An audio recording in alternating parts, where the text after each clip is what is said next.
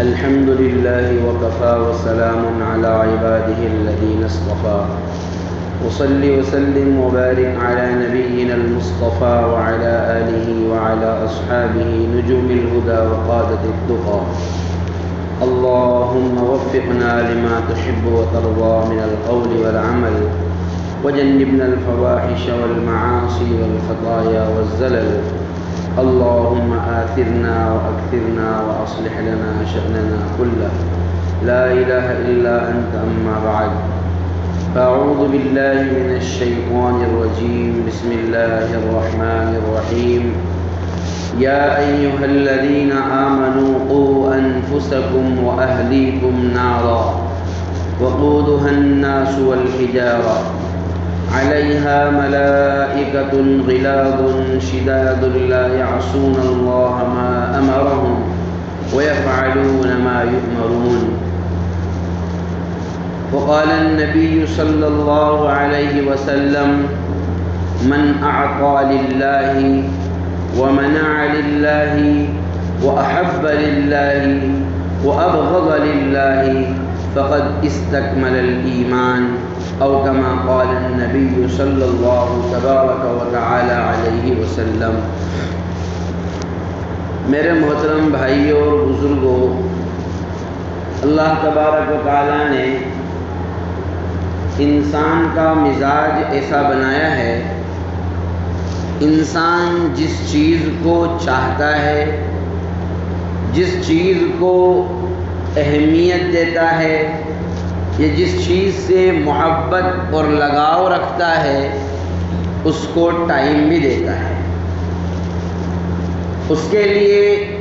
وقت نہ ہو تو بھی گنجائش نکال کر لاتا ہے. یہ انسان کا مزاج ہے اور اس کی فطرت ہے.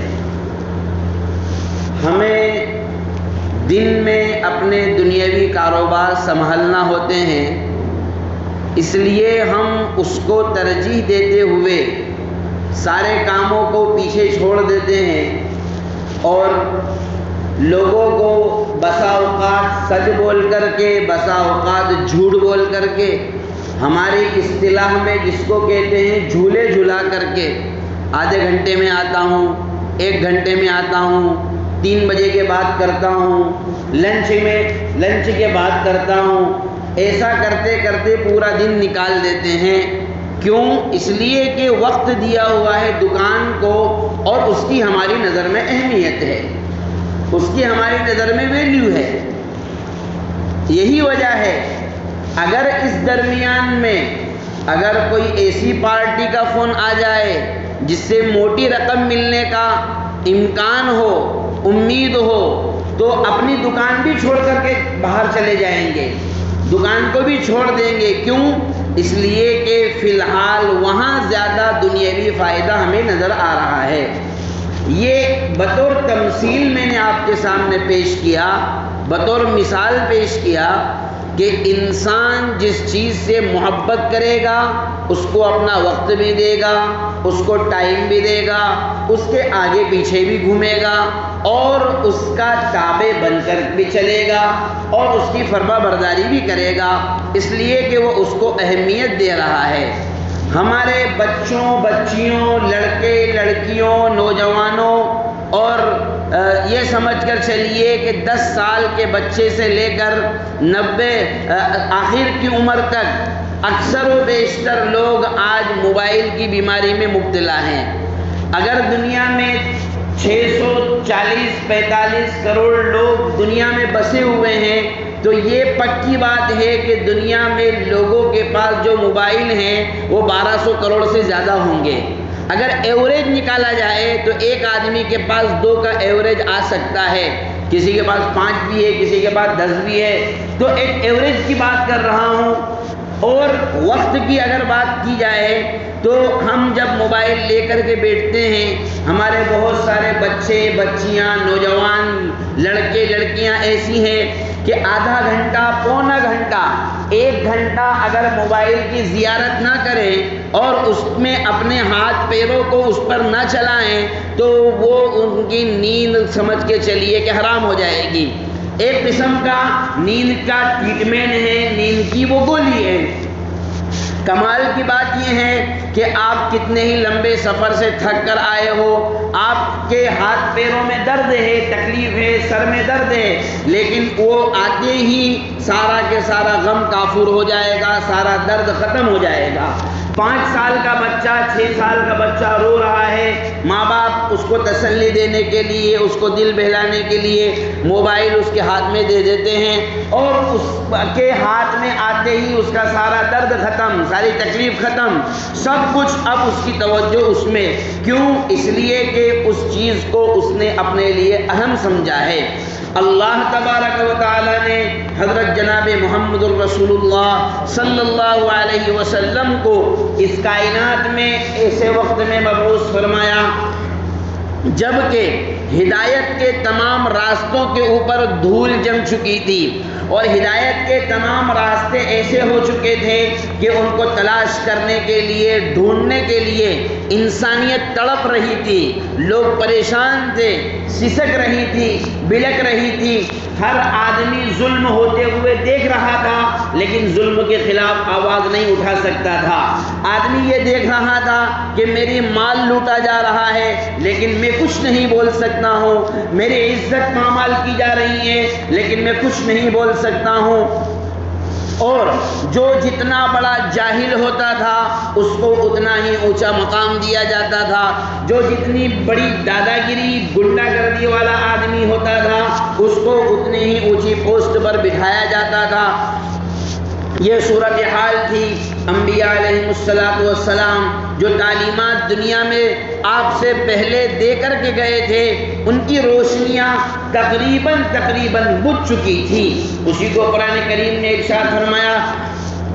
وَكُنْتُمْ عَلَى شَفَا حُفْرَةٍ مِّنَ النَّارِ فَأَنْقَذَكُم مِّنْهَا، اور اے لوگو تم آگ میں گرنے کے دہانے پر کھڑے ہوئے تھے، یعنی انسانیت آگ کے اتنے قریب پہنچ چکی تھی کہ اگر ایک دھکا اور لگا دیا جائے تو وہ سیدھی جہنم میں جا کر کے گر جاتی، لیکن ایسی صورتحال میں جیسا کہ کہا جاتا ہے ڈوبتے کو تنکے کا سہارا کافی ہوتا ہے، ایسی صورتحال میں اللہ تبارک و تعالی نے حضرت محمد مصطفیٰ صلی اللہ علیہ وسلم کو اس انسانیت کو اس تڑپ سے نکالنے کے لیے، اس ظلم و بربریت سے نکالنے کے لیے قرآن لے کر کے، آپ کے اقوال لے کر کے، آپ کی تعلیمات لے کر کے مبعوث فرمایا۔ پھر آپ علیہ السلام نے ایک مشن، ایک تحریک، یا ایھا الناس قولوا لا الہ الا اللہ تفلحوا والی شروع فرمائی۔ آپ نے لوگوں کو شرک سے نکالا، گمراہی سے نکالا، ضلالت سے نکالا، اور لوگوں نے اپنے اوپر جو بوجھ لاد رکھے تھے، جو بوجھ تاک اپنے گلوں میں ڈال رکھے تھے، جو توق اپنے گلوں میں ڈال رکھے تھے، انبیاء علیہ السلام کی تعلیمات ان بوجھ سے لوگوں کو بری کرنے کے لیے ہوتی ہیں۔ نبی صلی اللہ علیہ وسلم نے ان ساری چیزوں سے لوگوں کو بری کیا۔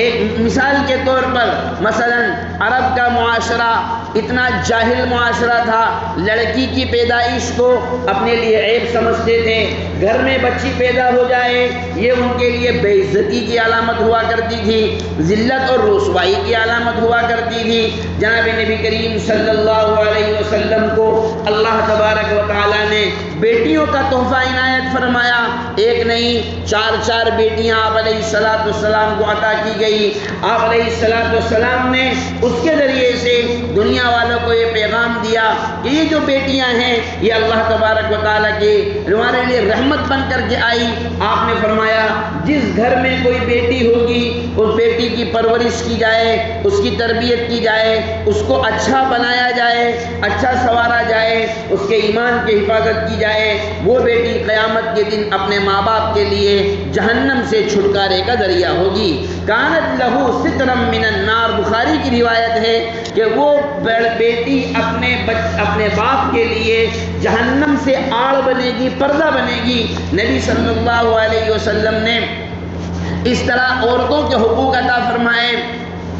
میراث کے معاملے میں لوگ اپنے اپنے طور پر زمانے جاہلیت میں لڑکوں کو میراث دے دیا کرتے تھے، بڑوں کو میراث دے دیا کرتے تھے، یتیموں کو محروم کر دیا جاتا تھا، عورتوں کو بالکل محروم کر دیا جاتا تھا۔ نبی صلی اللہ علیہ وسلم تک یہ بات پہنچی۔ ایک عورت نبی صلی اللہ علیہ وسلم کی خدمت میں آئی، حضرت اوس بن صامت رضی اللہ تعالی عنہ کی بیوی، یا رسول اللہ اوس کا انتقال ہو گیا، اس کے 2 بیٹے ہیں اور میں ہوں، اب ہم پرورش کیسے کریں گے؟ جو بھائی تھے، اس کے جو بھائی، ان لڑکوں کے چچا، انہوں نے سارا مال ہڑپ کر لیا۔ اللہ تبارک و تعالیٰ نے اس عورت کی فرمائش پر قرآن کریم میں یوصیکم اللہ فی اولادکم للذکر مثل حظ الانثیین، پورا میراث کا ایک رکو نازل فرمایا۔ لڑکوں کو کتنا دیا جائے گا، لڑکیوں کو کتنا دیا جائے گا، کس کو دیا جائے گا، کس کو نہیں دیا جائے گا، بیویوں کو کتنا ملے گا، سارا ایک نظام اللہ تبارک و تعالیٰ نے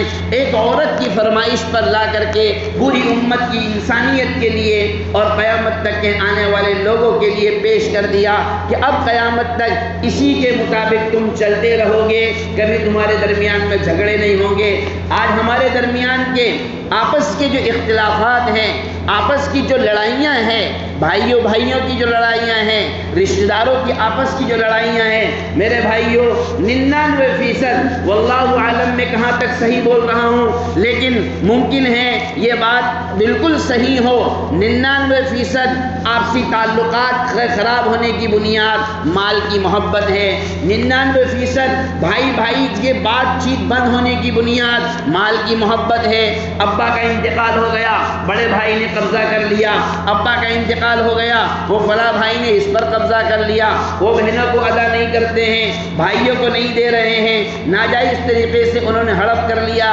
وجہ کیا ہے؟ وجہ یہ ہے دنیا کی ہماری نظر میں اہمیت ہے، ہم نے دنیا کو اتنا سمجھا ہے کہ سب کچھ اپنا اس کے پیچھے لگا دیا، اپنی محنت بھی اس کے پیچھے لگا دی، اپنی عزت بھی اس کے پیچھے لگا دی، حتیٰ کہ اس کو حاصل کرنے کے لیے ہم جتنے گر سکتے تھے، اللہ ہم سب کی حفاظت فرمائے، جتنے گر سکتے تھے ہم نے گرنے کی بھی کوشش کی، لیکن یاد رکھیے قرآن کریم میں اللہ تبارک و تعالیٰ نے ارشاد فرمایا لا یغرنک تقلب الذین کفروا فی البلاد متاع قلیل ثم مأواہم جہنم۔ نبی صلی اللہ علیہ وسلم کو خطاب کر کے کہا گیا، اے محمد لا یغرنک، یہ کافر لوگ جن کو تم دیکھ رہے ہو اچھی سواریوں میں گھوم رہے ہیں اور کبھی کوئی اس ملک کا سفر کر رہا ہے، اس ملک کا سفر کر رہا ہے، فرمایا لا یغرنک، تمہیں دھوکے میں نہ ڈالے، یعنی ان کی لگژری لائف اسٹائل سے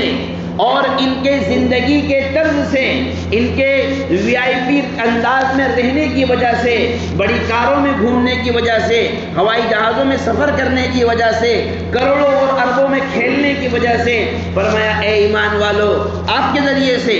آپ علیہ السلام کے ذریعے سے قیامت تک کے آنے والے انسان کو سمجھایا گیا، اے ایمان والو ان کو دیکھ کر دھوکے میں نہ آؤ۔ کیوں؟ اس لیے کہ متاع قلیل، کہاں تک کریں گے، کہاں تک ہے یہ،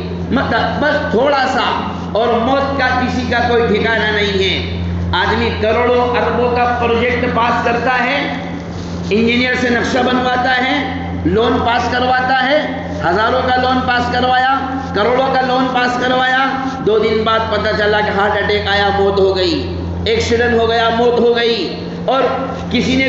شوٹ کر دیا، دن دہاڑے گولی مار دی، موت ہو گئی، کسی نے مرڈر کر دیا، موت ہو گئی، کسی نے کڈنیپ کر لیا، موت ہو گئی، کسی نے پھینک دیا مار کاٹ کے، موت ہو گئی۔ فرمایا متاع قلیل، تھوڑا بہت سامان ہے، جب تک کہ یہ لوگ دنیا میں ہیں بس اس وقت تک، ثم مأواہم جہنم، پھر اس کا ٹھکانہ جہنم ہے۔ اور مومنوں کیا فرمایا گیا ایمان والوں کو؟ الدنیا سجن المؤمن و جنت الکافر، مومن کے لیے دنیا قید خانہ ہے اور کافر کے لیے جنت ہے۔ مجھے بتائیے قید خانے میں جو لوگ ہوتے ہیں ان کی زندگی کا سسٹم جو جیل خانے کا رول ہوتا ہے اس کے حساب سے ہے۔ قید خانے میں اپنے مزاج کے کپڑے نہیں ملتے، قید خانے میں اپنے مزاج کا کھانا نہیں ملتا، قید خانے میں اپنے مزاج کا بستر نہیں ملتا، قید خانے میں اپنے حساب کا پانی نہیں ملتا، قید خانے میں اپنے حساب سے مکان نہیں ملتا۔ وہ تو قید خانے میں جو جیل خانے کا رول ہے اس کے حساب سے چھوٹا موٹا ضرورت کے بقدر تمہیں دے دیا جاتا ہے۔ 2 روٹی دے دی صبح، 2 روٹی شام کو دے دی گئی، دال دے دی گئی پانی والی، بس اسی کو کھاؤ اور زندگی گزر کرو، زندگی گزارو، بسر کرو۔ اللہ تبارک و تعالیٰ نے یہ مثال دی، اس کا یہ مطلب نہیں ہے، نعوذ باللہ ثم نعوذ باللہ، کبھی نہیں ہے۔ آپ ہرگز یہ نہ سمجھیں کہ اللہ نے دنیا میں اسباب اختیار کرنے کا جو حکم دیا ہے اس کو چھوڑ کر کے سارے ہی لوگ قسم کھا لے کہ ہم دال روٹی کے علاوہ کچھ نہیں کھائیں گے۔ نہیں نہیں نہیں، دنیا بقدر ضرورت دنیا کا کمانا، اللہ تبارک و تعالیٰ کی طرف سے دنیا کا حاصل ہو جانا، کروڑوں اربوں روپیوں کا اللہ کی طرف سے ہمیں مل جانا، جائز طریقے سے ہمیں ملٹی نیشنل کاروبار کا کرنا، سارے کاموں کی شریعت نے اجازت دی ہے، سارے کاموں کی شریعت نے گنجائش دی ہے، لیکن فرمایا گیا کہ تمہارے لیے ایک سیما ہے، تمہارے لیے ایک حد ہے، تمہارے لیے ایک باؤنڈری وال ہے، اس باؤنڈری سے کود کر کے اگر جاؤ گے تو پھر اچھا نہیں ہوگا، پھر وہ تمہارے سارے کے سارے کام اکارت جائیں گے، بیکار جائیں گے، لغو جائیں گے۔ ایسا نہیں ہے، ہمارے ذہنوں میں عام طور پر یہ چلتا ہے کہ نبی صلی اللہ علیہ وسلم نے دنیا کی مذمت بیان فرمائی، صحابہ کرام میں اکثر صحابہ غربت کی زندگی گزاری، تو سارے صحابہ غریب نہیں تھے، اللہ نے کچھ صحابہ کو مالدار بھی بنایا، کروڑوں اربوں میں کھیلنے والے صحابہ کرام بھی اس روئے زمین پر گزرے ہیں، ایسے ایسے صحابہ بھی اس روئے زمین پر گزرے ہیں کہ آج کی تاریخ میں 2023 میں اگر ان کی سمپتی جتنی وہ چھوڑ کر گئے تھے آج اگر جوڑ لی جائے اور پوری دنیا کے لوگوں کو تقسیم کر دی جائے تو کم از کم 5,000 روپئے ایک آدمی کے حصے میں آئیں گے، کم از کم 5,000 روپئے ایک پوری دنیا والوں کو اگر بانٹ دیا جائے تو ایک آدمی 5,000 کا مالک بنے۔ ایسے صحابہ بھی گزرے ہیں جن کو کروڑوں اربوں میں اللہ تبارک و تعالیٰ نے کھلایا ہے، لیکن فرمایا رجال لا تلہیہم تجارت ولا بیع عن ذکر اللہ واقام الصلاۃ وایتاء الزکاۃ، یہ وہ لوگ ہیں یہ کاروبار کر رہے ہیں، یہ ملٹی نیشنل کاروبار بھی کر رہے ہیں، ایکسپورٹ امپورٹ کا کاروبار صحابہ بھی کرتے تھے، ان کا بھی باہر سے مال آنا جانا بالکل چلا کرتا تھا، لیکن فرمایا ان کے ذہن و دماغ میں ایک دھن سوار ہے، یہ دنیا میں آنے کا ایک مقصد سمجھے ہوئے ہیں، انہوں نے اہمیت دی ہے اللہ اور اس کے رسول کو، یہ جو کام کرتے ہیں اللہ اور اس کے رسول کو راضی کرنے کے لیے، اس لیے یہ ان کی دکانیں بھی ہیں، ان کے بڑے کاروبار بھی ہیں، لیکن ساتھ ساتھ میں رات کو یہ مصلے پر اللہ کے سامنے رونے والے بھی ہیں، اللہ کے سامنے گڑ گڑانے والے بھی ہیں، 5 وقتہ نمازی بھی ہیں، اللہ کے کہنے پر جہاد میں جانے والے بھی ہیں، اللہ کے نبی کے فرمان پر اپنی جان مال عزت آبرو سب کچھ قربان کرنے والے بھی ہیں۔ کیوں؟ اس لیے کہ انہوں نے اصل مقصد آخرت کو بنایا ہے، دنیا ان کے پیچھے پیچھے چلی ہے، وہ دنیا کے پیچھے نہیں چل رہے ہیں، وہ ان کا پیچھا کر رہی ہیں، یہ تو اس کو پیچھے اب ایک طرف ڈالے ہوئے ہیں۔ لہذا اللہ تبارک و تعالیٰ نے ہمیں دنیا کمانے کے جو موقع عطا فرمائے ہیں، جائز درجے میں رہ کر ہم جو بھی کاروبار کر سکتے ہیں، سارے کاروبار کی فقہاء نے، علماء نے، مفتیان کرام نے گنجائش دی ہے، لیکن فرمایا اصل مقصد آخرت کی زندگی ہونی چاہیے۔ جناب رسول اللہ صلی اللہ علیہ وسلم نے 4 علامتیں بیان فرمائی کامل ایمان والے کی۔ من اعطا للہ، اگر کوئی شخص کسی کو کوئی چیز دے رہا ہے تو وہ دینے کا مقصد اللہ کو راضی کرنا ہو، اور اگر کسی کو کسی چیز سے منع کر رہا ہے تو وہ منع کرنے کا مقصد بھی یہ ہو کہ یہ چیز اس کے لیے نقصان دہ ہے، اس کی آخرت کو برباد کرنے والی ہے، اس لیے میں نہیں دوں گا، یہ گناہ میں مبتلا ہو جائے گا۔ وہ احب للہ، کسی سے دوستی اور محبت ایمان کی بنیاد پر ہو اور تعلقات ایمان کی بنیاد پر ہو، اللہ اور اس کے رسول کو خوش کرنے کے لیے ہو، اور اگر کسی سے ہماری بات چیت بند ہے، کسی سے ہماری نہیں بن رہی ہے تو اس کی وجہ بھی اللہ اور اس کے رسول رسول کا راضی کرنا ہونا چاہیے. میں فلاں شخص سے اس لیے بات نہیں کرتا ہوں کہ وہ اللہ کے فلاں حکم کو توڑتا ہے, سمجھانے کے باوجود بھی نہیں مانتا, اب میں اس سے بات چیت نہیں کروں گا. اللہ کے فرمان کی توہین کرتا ہے, میں اس وجہ سے اس سے بات نہیں کر رہا ہوں. یہ اگر کرے تو سمجھ میں آنے والی بات بھی ہے, لیکن ہمارا معاملہ بالکل اس کا الٹا ہے. ہم آپس کا لین دین بھی کرتے ہیں, اور میرے اپنے خیال میں واللہ عالم کہاں تک بات صحیح ہے, آپس میں رشتہ داروں میں لین دین کا جو سلسلہ اور جو پرسنٹیج ابھی چل رہا ہے شاید دنیا میں کبھی اتنا رہا ہو. ہر چھوٹی بڑی تقریب میں بچے کا ختنہ ہوا اس میں لین دین, سگائی ہوئی اس میں لین دین, اور بات پکی ہوئی اس میں لین دین, شادی ہوئی اس میں لین دین. لڑکی کا نکاح ہے, 2 آدمیوں کو بٹھا دیں گے کاؤنٹر پہ, تمہارا کیا کام ہے, بلنگ کا کام آپ کریں گے, آپ بل پھاڑیں گے. آنے والے مہمانوں نے جو گوشت مانڈے لڈو کھائے ہیں ان کا بل پھاڑنے کا کام آپ کا رہے گا, باقاعدہ نام کے ساتھ. پھر اس بل کی باقاعدہ چیکنگ کی جائے گی کس نے کتنا دیا ہے, تاکہ جب ہم اس کے گھر جائیں گے تو اس کے حساب سے لفافہ تیار کر کے لے کے جائیں گے. ہدیے کا لین دین سنت ہے. جناب رسول اللہ صلی اللہ علیہ وسلم نے فرمایا تہادو تحابو, ہدیے کا لین دین کرو, محبتیں پیدا ہوگی. اس کے باوجود بھی ہدیے کا لین دین تو ہو رہا ہے, لیکن محبتوں کی بجائے دشمنیاں کیوں پیدا ہو رہی ہیں؟ وہ آپ کے گوشت مانڈے کھا کر بھی, دانتوں میں خلال کر کے بھی, ارے بڑے جانور کا لے لیا تھا یار, ایسا لگ رہا ہے ریشے بڑے بڑے آئے تھے. کسی کو نمک کم لگتا ہے, کسی کو مرچی زیادہ لگتی ہیں, کسی کو کچھ کم لگتا ہے. کوئی کہتا ہے شوربے والا نہیں بنایا, کوئی کہتا ہے پورا کے پورا مسالہ بھر دیا, کوئی کہتا ہے پورا کے پورا پانی بھر دیا, بس کھا کھوا کر کے برائی کر کے چلے جائیں گے. کہاں سے دلوں میں محبتیں پیدا ہوگی؟ معلوم یہ ہوا کہ ہمارا جو طرز عمل ہے وہ ہمارے اپنے مزاج کے مطابق ہے, اور محبتیں جب اللہ اور اس کے رسول کے فرمان کے مطابق ہوگی تو ان محبتوں میں نورانیت پیدا ہوگی, ان محبتوں میں نکھار پیدا ہوگا, ایک اچھا معاشرہ وجود میں آئے گا. آج صورتحال یہ بنی ہوئی ہے کہ ہم ہر طرف سے اپنے آپ کو پریشان دیکھ رہے ہیں. ایک باپ جس کے گھر میں بیٹیاں ہیں وہ پریشان ہیں کہ میری بیٹیوں کے اچھے رشتے نہیں آ رہے ہیں. کیوں؟ اس لیے کہ لڑکے والوں کی کوشش یہ ہوتی ہے کہ اچھا ایجوکیٹڈ لڑکی ہونی چاہیے, جو یہ بھی پڑھی ہوئی ہے, وہ بھی پڑھی ہوئی ہے, وہ بھی پڑھی ہوئی ہو. اب ماں باپ اپنی بچیوں کو یہ سوچ کر کے اگر ہم نے اسکول نہیں پڑھایا, اگر ہم نے ڈاکٹر نہیں بنایا, انجینئر نہیں بنایا, ہماری بیٹی کا کوئی رشتہ نہیں کرے گا. وہ پڑھاتے ہیں, اور بسا اوقات اللہ ہم سب کی حفاظت فرمائے, بعض باپوں کو, بعض باپ کو, بعض ماؤں کو اپنی ان بچیوں کی نکاح کی خاطر یہاں تک کہ کسی کو لون کا قدم اٹھانا پڑتا ہے, کسی کو قرض کا قدم اٹھانا پڑتا ہے, کسی کو گناہ کا قدم اٹھانا پڑتا ہے. اور اس کے باوجود بھی, اچھی پڑھ لکھنے کے باوجود بھی ہمارا معاشرہ اتنا خراب, اتنی ضلالت اور جہالت کی گمراہی کے اس دہانے کی طرف بڑھ رہا ہے. دنیا کی محبت نے ہم لوگوں کو ایسا پاگل, اور دنیا کے عشق نے ہمیں ایسا مجنون کر دیا کہ ہم کسی کی بھی عزت کو پامال کرنے میں ذرا سا بھی نہیں سوچتے ہیں, کسی کی بھی عزت کو اچھالنے میں ہم ذرا سا بھی نہیں سوچتے ہیں. آج ہم یہ شکایت کرتے ہیں کہ مسلم بچیاں ہماری ارتداد کے دہانے پر آ کر کھڑی ہے, ہمارے مسلم گھرانوں کی بچیاں آج کفر اور شرک کے گھرانوں پر جا کر کے, اور اللہ ہم سب کی حفاظت فرمائے, بک رہی ہے, لٹ رہی ہے, لیکن ہم کچھ نہیں کر پا رہے ہیں. اس کی وجہ کیا ہے؟ اس کی وجہ یہ ہے کہ ہم نے اپنی بچیوں کے لیے دنیاوی تعلیم کا انتظام تو کیا, ان کو پڑھانے کے لیے اور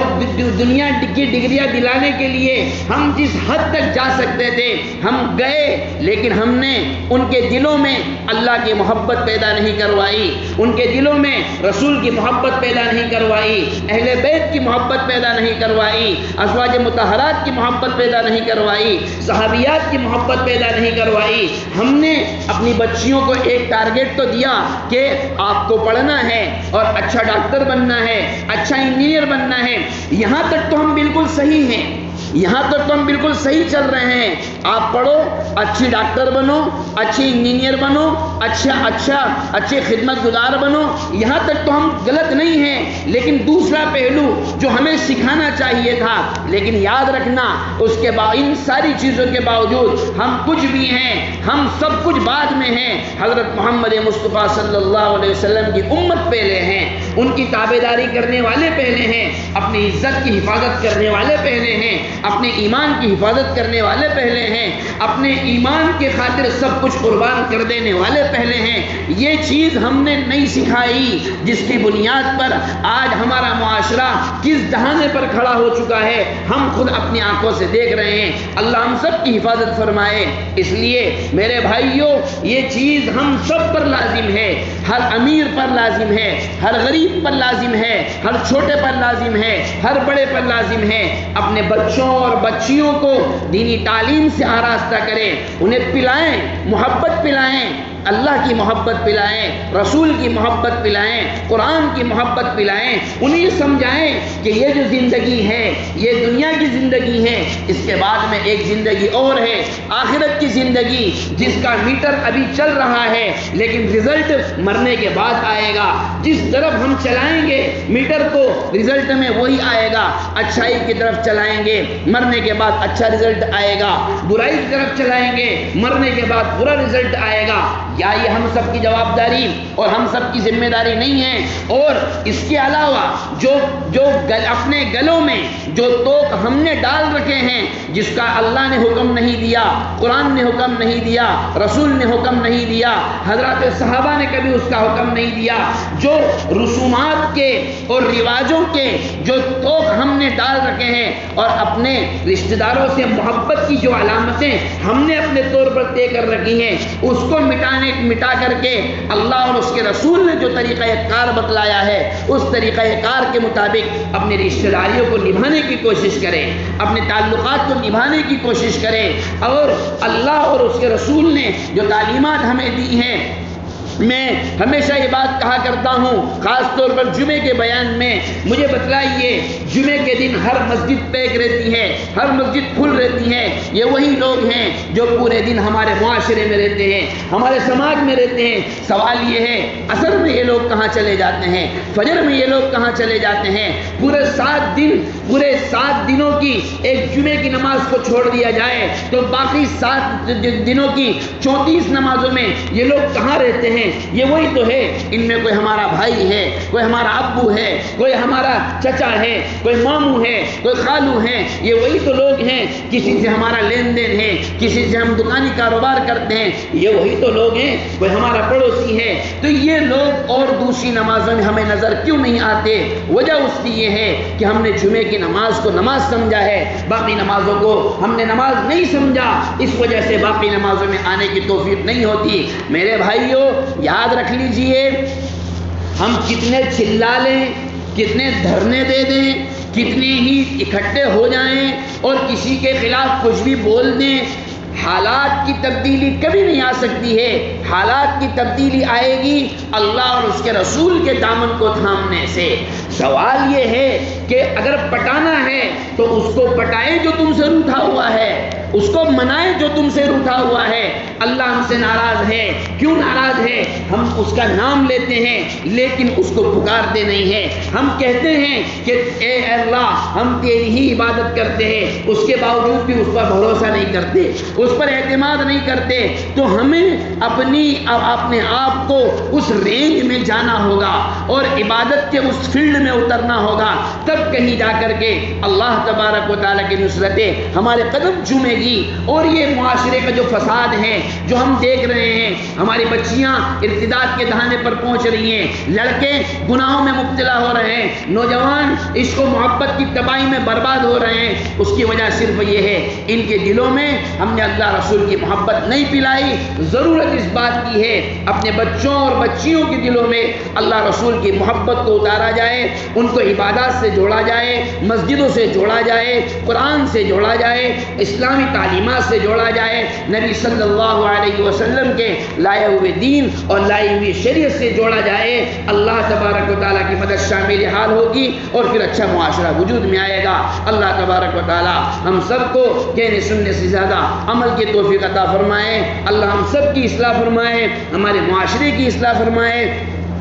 ہمارے معاشرے کی برائیوں کا خاتمہ فرمائے، اور اللہ اپنی سچی پکی محبت ہمارے دلوں میں عطا فرمائے۔